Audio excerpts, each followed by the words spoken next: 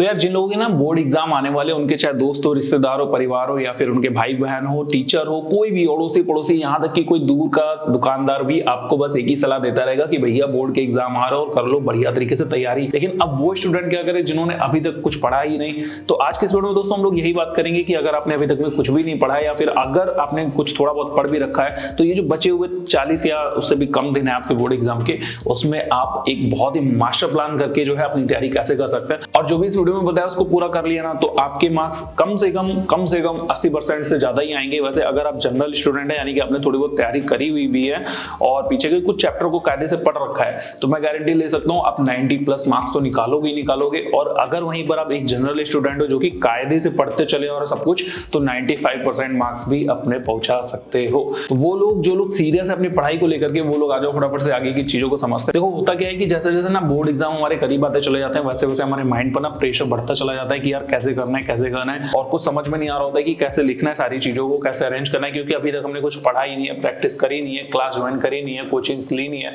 और जो कुछ थोड़ा बहुत लिया भी है वो उतने अच्छे से ना हमारे मतलब दिमाग में बसा नहीं है, हम सब कुछ पढ़ करके भूल गए। तो ऐसे में और ज्यादा टेंशन बढ़ती चली जाती है। वहीं पर कुछ ऐसे स्टूडेंट भी हैं यार जो लोग ना यूट्यूब पर बहुत भरोसा करते हैं। वो सोचते हैं कि पूरे साल जो है नल्लेपंती करने दो, घूमने दो इधर उधर, लेकिन जैसे जैसे बोर्ड के एग्जाम करीब आते चले जाएंगे, वो यूट्यूब की जो वीडियोस पड़ी हुई हैं उनको देख करके जो है बोर्ड का एग्जाम दे करके चले आएंगे। तो भैया मैं आपको बता दूं, अगर आप ऐसा करते हो तो बहुत ज्यादा आप जो है 60 से 70% से ज्यादा मार्क्स नहीं ला सकते। वही चीज होती है ना कि जैसे जैसे आपका बोर्ड का एग्जाम बिल्कुल पास आ जाता है, यानी कि कल परसों में जब आपका एग्जाम है तब आप पढ़ने के लिए बैठते हो, तो ऐसे में सिलेबस आपके सामने बहुत सारा है और आपको पढ़ना बहुत ही ज्यादा होता है और समय बिल्कुल भी होता नहीं है, तो ऐसे में हो नहीं पाता। सो दैट एक बढ़िया स्ट्रेटजी बना करके पढ़ाई करना काफी ज्यादा बेनिफिट दे सकता है। बच्चे अब इतने कम दिनों में सबसे पहले आप क्या करेंगे? देखो सबसे पहला काम आपको ये करना है कि जो भी आपने अब तक में पेपर दिए हैं, देखो बहुत सारे मॉक टेस्ट आपने दिए होंगे, पेपर दिए होंगे, या फिर अभी आपके प्री बोर्ड के एग्जाम हो चुके होंगे, उन पेपर्स को आप कलेक्ट करो। जो प्रीवियस ईयर के क्वेश्चन पेपर है उनको कलेक्ट करो, और जिस तरीके से आपका ये जो मॉक टेस्ट या प्रीवियस ईयर क्वेश्चन पेपर्स हुए हैं, बोर्ड के एग्जाम हुए हैं, इनके क्वेश्चन पेपर्स के बेस पर आपको सारे क्वेश्चनों को तैयार करके रखना है और समझना है कि भैया किस पैटर्न पर आपका जो क्वेश्चन पेपर है वो आ रहा है। क्योंकि देखो हम सब लोग जानते हैं कि कोविड के बाद से जो पैटर्न है एग्जाम का वो पूरी तरीके से धीरे धीरे बदल रहा है ना। तो सबसे पहला काम तो आपको ये करना है कि जो प्री बोर्ड का क्वेश्चन पेपर है उसके बेस पर आपको जो है प्रीवियस ईयर के क्वेश्चंस बहुत सारे इकट्ठा कर लेने क्वेश्चन पेपर्स। तो फाइनल वर्डिंग में अगर इस पॉइंट को समझे तो ये कह सकते हैं कि आपको अपना जो पेपर है उसको पूरी तरीके से अंडरस्टैंड करना है, और वो कौन कौन से क्वेश्चन पीछे साल के हैं वो वापस से इसमें रिपीट हो रहे हैं, उन चीजों को अच्छे से समझने की कोशिश करना है, चाहे आप किसी भी सब्जेक्ट की बात कर रहे हो। अब दोस्तों जब आप अपने पेपर को समझ चुके हैं ना, तब आपको करना ये है कि अब आपके जो क्वेश्चन पेपर हैं उनके क्वेश्चंस को एनालाइज करना है और ये देखना है कि किस चैप्टर से कौन कौन से क्वेश्चन बार बार आ रहे हैं, और इस बार सैंपल पेपर में भी वही थे या बोर्ड एग्जाम में भी वही थे, प्री बोर्ड एग्जाम में भी वही थे। तो उन क्वेश्चनों को आपको ना बार बार से समझने की कोशिश करना है और उन क्वेश्चनों का पैटर्न समझना है कि वो किस तरीके के क्वेश्चन पूछे जा रहे हैं। क्योंकि देखो होता ये है कि क्वेश्चन ना घुमा फिरा करके दे दिए जाते हैं। जो सीबीएसई बोर्ड है ना, ये अब अपने पेपर का जो पैटर्न है वो जर्मन बेस्ड करता चला जा रहा है। तो इसमें हो ये रहा है कि क्वेश्चन तो वही आ रहा है, लेकिन उसको पूछने का तरीका बदल जा रहा है, या फिर क्वेश्चंस को कहानी में कन्वर्ट करके बदला आपके सामने पूछा जा रहा है। क्वेश्चन वही है, आंसर वही है, लेकिन बस आपसे पूछने का तरीका बदल रहा है। सो दैट आपको यहाँ पर ये करना है कि जो क्वेश्चन है ना, इनका नेचर समझने की कोशिश करना है कि क्वेश्चन किस तरीके से पूछे जा रहा है और कौन कौन से रिपीटिव क्वेश्चन है जो बार बार पिछले कई सालों से चले आ रहे हैं और आपके इस बार भी एग्जाम में आए थे। इसके बाद दोस्तों जब आपने क्वेश्चन को अच्छे से समझ लिया, उसके पैटर्न को समझ लिया, उसकी एनालाइजिंग कर ली बहुत अच्छे तरीके से, तब आपको करना ये है कि अपनी बुक उठानी और देखना है कि ये क्वेश्चन जो है वो किस वाले चैप्टर से था। अमूमन सारे बच्चों को पता चल जाता है क्वेश्चन को देख करके कि ये वाला जो क्वेश्चन है वो उस चैप्टर से था। तो पर्टिकुलर चैप्टर पर जा करके आपको उस चैप्टर का जो कॉन्सेप्ट है उसको बहुत अच्छे से पढ़ने की कोशिश करना है। अगर आपने इसको पढ़ रखा है, समझ रखा है, तो आपको बहुत आसानी होगी, और अगर आपने नहीं समझा हुआ है तो भैया अब सीरियस हो जाओ। बचे हैं जो 40 दिन, इस 40 दिन में आप बिल्कुल तोड़ फोड़ करके सब कुछ छोड़ करके पढ़ाई शुरू कर दो। रील्स देखना मत, इसके आगे की कोई वीडियो देखना मत, बस जो आपका चैप्टर है, आपकी बुक से उनको उठाओ और उनको पढ़ना शुरू कर दो, और जहां से भी जैसे भी हेल्प मिल पाए वो हेल्प लो। आप अपने नोट्स जो आपने तैयार करे हुए हैं उनकी हेल्प से चैप्टर को समझने की कोशिश करो, या फिर किसी दोस्त से जिसने नोट्स प्रॉपर बना रखे हैं उनके नोट्स को फोटोकॉपी करा लो, वहां से जो है चैप्टर को समझने की कोशिश करो। बट वो क्वेश्चन आपको समझ में आ जाना चाहिए बस।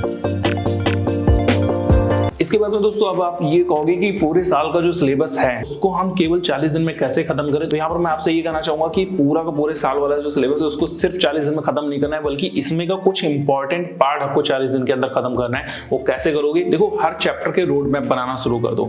जो टॉपिक आपने पढ़ रखा है उस टॉपिक को इग्नोर कर दो या फिर उसका रिवीजन करो, उसको रिवीजन वाले टाइम में डाल दो। लेकिन जो टॉपिक आपने अभी तक पढ़े ही नहीं है, जो आपको अभी तक बिल्कुल भी नहीं पता कि इसमें क्या होता है, क्या पूछा जाता है, कैसे क्वेश्चन का मतलब आंसर लिखना है, उन टॉपिकों को फटाफट से हाईलाइट करो और उनको समझना शुरू कर दो। वो भी वो वाले जो हमने अभी जो प्रीवियस ईयर के क्वेश्चन पेपर थे या प्री बोर्ड के जो क्वेश्चन पेपर है आपका जो हुआ होगा उसमें वो क्वेश्चन पूछे गए हैं, उसको समझने की कोशिश करना है। तो चैप्टर को समझने के लिए आपको क्या करना है? सबसे पहले आपको रोड मैप क्रिएट करना है। रोड मैप भी आप किस तरीके से क्रिएट करोगे? देखो, हर चैप्टर में कुछ मेन हेडिंग होती है, यानी कि चैप्टर के सेशंस होते हैं। मान के चलते किसी चैप्टर को 3 पार्टों में बांट रखा है, सेशन ए, सेशन बी और सेक्शन सी। सेशन या सेशन आप जो भी समझना चाहे। तो अब ए सेक्शन में आपके कितने हेडिंग्स हैं उनको अलग डिवाइड कर लो, हर हेडिंग के अंदर कितने सब हेडिंग है इनको अलग डिवाइड कर लो। इस तरीके से आप एक रोड मैप तैयार करो। उस रोड मैप के बेस्ड पर आपको चैप्टर की जो तैयारी है वो शुरू कर देनी है और कोशिश ये करो कि हर दिन एक सेक्शन या फिर एक मेन हेडिंग, जिसको मेन हेडिंग बोल सकते हैं,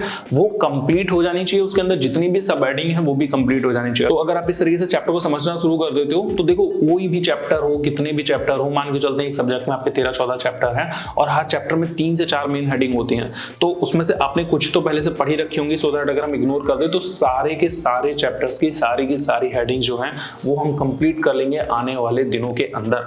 और यहीं पर एक हेडिंग को पढ़ने में अगर आपका दिन में 1 से 2 घंटा लग भी जाता है कायदे से, और आपके पास में 5 सब्जेक्ट भी हैं, तो आप 5 घंटे में अपना पूरा सिलेबस खत्म कर सकते हो इस तरीके से। क्योंकि देखो, सब कुछ पढ़ाया जा चुका है, सब कुछ के नोट्स ऑलरेडी बनवाए जा चुके हैं। अब आपको बस करना ये है, रिवीजन करना है। और रिवीजन करने में इतना टाइम लगता नहीं है, लेकिन हम लोग बात करें उन टॉपिक्स की जो आपने आज तक कभी भी नहीं पढ़े, उसमें भी वो टॉपिक जो बहुत इंपॉर्टेंट है ना।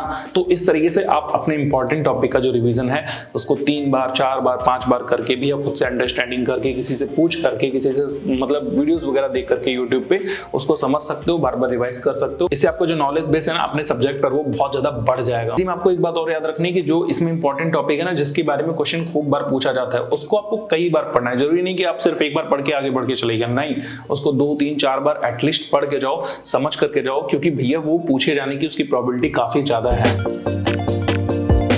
दोस्तों देखो, यहाँ पर आप चाहे किसी भी क्वेश्चन को कितना भी पढ़ो, कितना भी याद कर लो, उसको कितना भी समझने की कोशिश कर लो, वो सब तब बेकार हो जाएगा जब आपने उसकी अच्छे से प्रैक्टिस नहीं कर रखी होगी।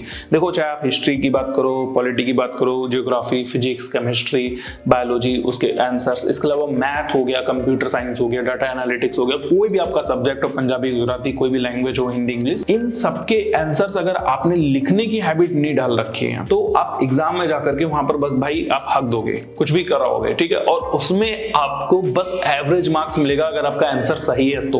और अगर आपने एक स्ट्रक्चर बना करके कायदे से पॉइंट वाइज या फिर एग्जांपल्स वगैरह सेट करके अच्छे से फिगर्स वगैरह बना करके अगर आंसर को लिखने की कोशिश करी है तो उसमें आपको पूरा मार्क्स मिलेगा, है ना।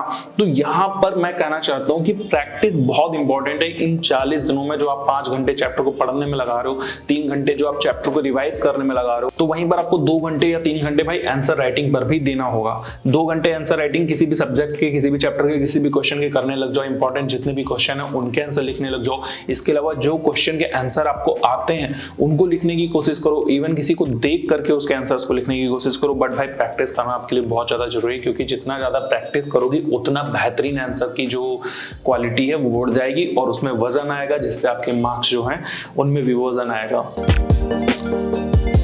अब देखो दोस्तों, अगर आपको सब कुछ पता है, आंसर जो है वो एकदम सटीक पता है, तो कोशिश करो उसको पॉइंट्स में लिखने की। और पॉइंट्स आप तभी लिख सकते हो जब आपको आंसर एकदम सटीक पता हो। इसका मतलब ये है कि अगर आप आंसर राइटिंग करते हो पॉइंट्स में, तो वो आपको एकदम कंफर्म पता होना चाहिए, उसका आंसर एकदम ठोस पता होना चाहिए। और अगर आपको आंसर एकदम अच्छे से नहीं पता तो आप उसको भाई अवॉइड करें पॉइंट में लिखना। एग्जाम में आपको क्या करना है, उसमें एक डिटेल वाइज जो आंसर है वो लिख देना। इसके अलावा जो भी आपको फैक्ट इधर उधर से पता हो वो भी आप इंक्लूड कर दो, और जो अपने चैप्टर में समझ रखा है जो भी चीजें हैं वो भी आप इंक्लूड करने की कोशिश करो। लेकिन इसके लिए आपको करना क्या होगा, इसके लिए आपको करनी होगी घर पे अगेन प्रैक्टिस। तो आप इसीलिए जो चीजें आपको अच्छे से पता है उनके पॉइंट्स बना करके उनको याद करने की कोशिश करिए, और जो चीजें अच्छे से नहीं पता है उनका आंसर राइटिंग करने की कोशिश करिए। वो तो एग्जाम में हो ही जाएगा, उसमें ज्यादा टेंशन लेने वाली बात है नहीं। तो दैट कोशिश करें कि जो आपका टॉपिक है उसको पॉइंट वाइज बांट ले तो ज्यादा आसानी हो जाएगी। अगली चीज देखो, ध्यान रखो, खाना चाहे कितना भी अच्छा बनाओ, लेकिन अगर उसको अच्छे से सर्व नहीं करा गया या फिर उसका जो लुक है वो एकदम अच्छा नहीं दिख रहा है, तो भैया खाना खाने का मन करेगा ही नहीं और आधे लोग उसको दूर से देख करके भाग जाएंगे कि पता नहीं कौन सी अजीब चीज है। मतलब ये है कि खाने का टेस्ट लिए बिना उसका दिखना ज्यादा जरूरी है। ऐसे ही आपके आंसर का चाहे वो कुछ भी लिखा हो, उसका साफ सुथरा दिखना ज्यादा जरूरी है और इसके लिए आपको करना क्या होगा, प्रैक्टिस। अब जितनी ज्यादा आपकी साफ सुथरी हैंड राइटिंग होगी उतना ही ज्यादा आपके मार्क्स बढ़ने के चांसेस हैं, चाहे आंसर कुछ भी हो। मैं ये नहीं कह रहा कि आप आंसर एकदम 100% सही लिख करके आओगे। अगर आपका आंसर 60% भी सही हो और आपकी राइटिंग एकदम जेन्युइन, एकदम चकाचक दिख रही है, तो आपको मार्क्स मिलने के चांसेस पूरे 100% हो सकते हैं। हो सकते हैं, मैं बोल रहा हूँ, एकदम कंफर्म नहीं है, क्योंकि यहाँ पर टीचर की बुद्धि पर डिपेंड करता है कि वो कितने ही मार्क्स दे दे। बस उसको साफ सुथरी कॉपी दिखनी चाहिए। और वहीं पर आपका आंसर एकदम अच्छा है, ठीक है, उसमें पूरे 100 के 100 मार्क्स देने लायक है, लेकिन आपकी राइटिंग गंदी है, तो हो सकता है टीचर उसको ढंग से चेक ही नहीं करेंगे, ऐसे ही बस हल्का सा पढ़ करके आपको जो है नंबर दे देंगे और हो सकता है उसमें आपके 70%, 60% नंबर दे दिए जाएं। जैसे 5 नंबर का क्वेश्चन है तो 2, 3 या 4 नंबर भी दिए जा सकते हैं। इसीलिए कोशिश करें, बार बार कोशिश करें कि आपकी जो राइटिंग है वो एकदम साफ सुथरी हो और इसके लिए 40 दिन इनफ है। अगर आप इन 40 दिनों में अच्छे से प्रैक्टिस करेंगे आंसर राइटिंग की, वो भी राइटिंग सुंदर लिख करके, तो जाहिर सी बात है एग्जाम में अच्छा परफॉर्मेंस दिखाएंगे। तो ये दोस्तों मैंने कुछ ऐसे पॉइंट बताए जिनको आपको ध्यान रखना है। अगर आप इन पॉइंटों को फॉलो करते हैं तो आपके मार्क्स एग्जाम में डेफिनेटली बढ़ करके ही आएंगे। जितने आप नॉर्मल आने वाले थे उससे बहुत ज्यादा बढ़ा लेंगे। मैं उम्मीद करता हूं कि आप एक जनरल स्टूडेंट है जिसने बहुत मतलब टॉपर लायक पढ़ाई नहीं करी है और ऐसा भी नहीं है कि कुछ भी नहीं पढ़ा, तो इजीली अगर आप इन पॉइंटों को ध्यान रखेंगे तो 85% से ज्यादा मार्क्स लेकर के आएंगे। और अगर आप एक एवरेज स्टूडेंट है जो पढ़ाई पर भी फोकस करते हैं और बाकी सारे कामों पर भी फोकस करते हैं, तो भैया 95% से नीचे तो कहीं नहीं गए। सो आपको सारी चीजें समझ में आ गई होंगी। अगर फिर भी कोई भी डाउट है तो कमेंट बॉक्स में बताना बिल्कुल भी ना भूले। इसके अलावा अगर ये वीडियो आपको हेल्पफुल लगा है तो इस वीडियो को शेयर करना बिल्कुल भी ना भूले, क्योंकि आपकी हेल्प तो हो गई, आपके दोस्तों की हेल्प कैसे होगी, उनकी भी हेल्प कर दो यार। तो मैं मिलता हूं आपसे अगली वीडियो में, तब तक के लिए गुड बाय, टेक केयर, अपना ख्याल रखिए, देखते रहिए फॉलो ऑन गाइड।